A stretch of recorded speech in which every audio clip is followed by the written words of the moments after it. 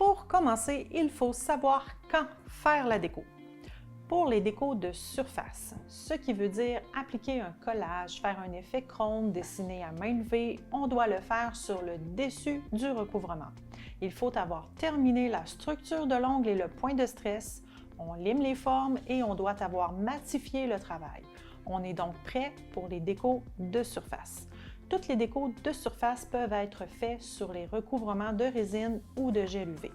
Quand ces décos sont complétés, on doit terminer la pose avec une finition par-dessus pour bien les protéger et donner une belle brillance à la pose. Pour les décos appelés incrustations, ce sont des décos que l'on intègre dans le recouvrement. On les place dans les étapes d'application du recouvrement, que ce soit au gel ou à la résine.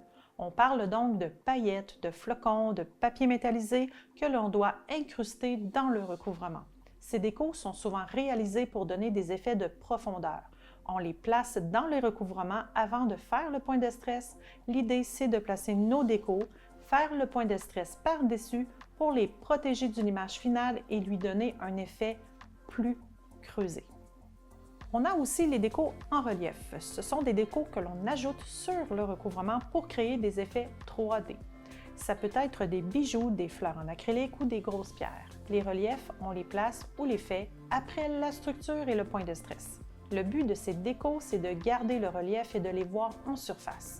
On peut les coller directement sur le recouvrement avec la résine ou le gel UV, mais on peut aussi les coller avec les finitions. Allons faire de la déco.